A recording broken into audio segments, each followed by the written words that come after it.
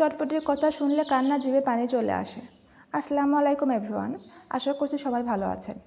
আজকে আমি আপনাদের সাথে শেয়ার করব চটপটি রান্নার রেসিপি, অর্থাৎ যেভাবে তৈরি করলে চটপটি খেতে অনেক বেশি মজার হবে। আমরা কিন্তু সবাই চটপটি খেতে খুবই পছন্দ করি। চটপটি বলেন, ফুচকা বলেন, এগুলো কথা শুনলেই কিন্তু আমাদের জিভে পানি চলে আসে, বিশেষ করে মেয়েরা। সেই রেসিপি আমি আপনাদের সাথে শেয়ার করব। আশা করছি আজকের রেসিপি আপনাদের কাছে ভালো লাগবে। ভালো লাগলে অবশ্যই লাইক করবেন ও বেশি বেশি শেয়ার করবেন।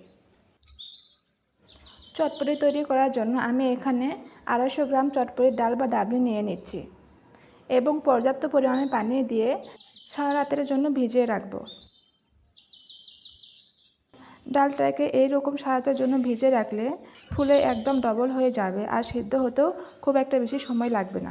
আপনাদের কাছে যদি সময় না থাকে তাহলে কমপক্ষে 4 ঘন্টার জন্য ভিজিয়ে রাখতে হবে। তবে সবচেয়ে ভালো হবে ডালটাকে সারা রাতের জন্য ভিজে রাখতে পারলে। দেখতেই পাচ্ছেন সারা রাত ধরে ভিজে রাখার পর ডালটাকে ফুলে ডবল হয়ে গেছে। ডালটাকে ভালোভাবে পরিষ্কার করে একটি প্যানে নিয়ে নিচ্ছি। এখন দিয়ে দিচ্ছি পানি। পানির পরিমাণটা এমনভাবে দিতে হবে যাতে সিদ্ধ হওয়ার পরও পর্যাপ্ত পরিমাণে পানি থাকে। এখন এর মধ্যে অ্যাড করছি 1/2 চামচ লবণ ও 1/2 চামচ বেকিং সোডা। বেকিং সোডা বা বেকিং পাউডার ইউজ করলে তাড়াতাড়ি ডালটা সিদ্ধ হয়ে যায়।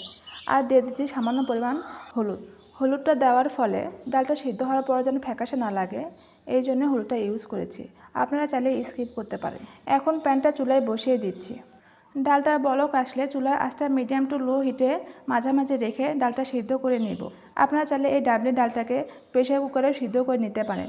যেহেতু আমি এই ডালটাকে সারা রাতের জন্য ভিজিয়ে রেখেছিলাম, তাই এই ডালটা সিদ্ধ হতে বেশি সময় লাগবে না। 30 থেকে 35 মিনিটের মতো সময় লেগেছে ডালটা সিদ্ধ হওয়ার জন্য। ডালটা যখন সিদ্ধ হয়ে যাবে তখন দেখতেই পারবেন ডালটার খোসা উপরে ভেসে উঠেছে।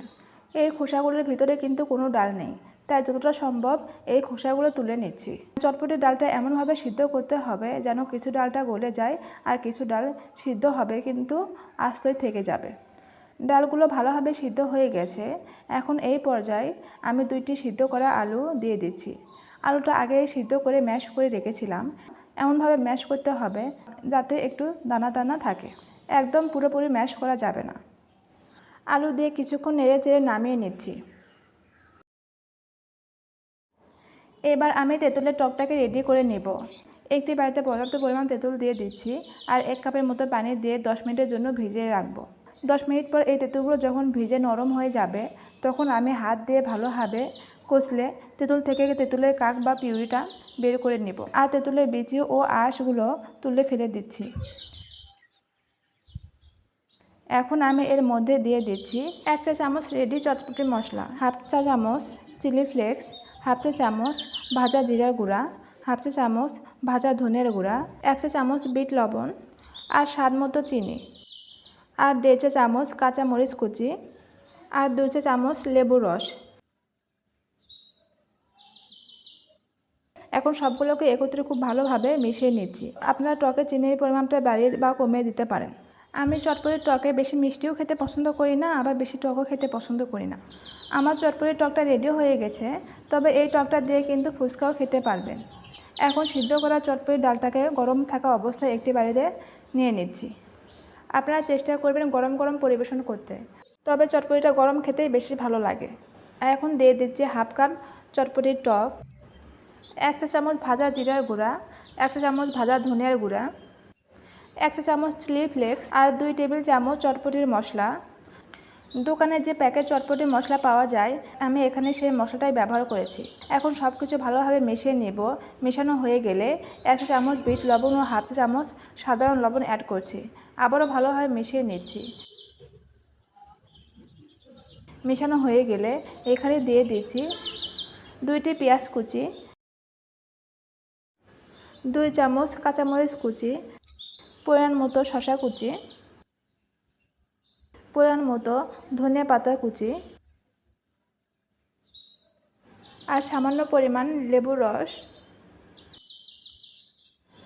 এর উপরে গ্রেট করে একটি ডিম দিয়ে দিচ্ছি।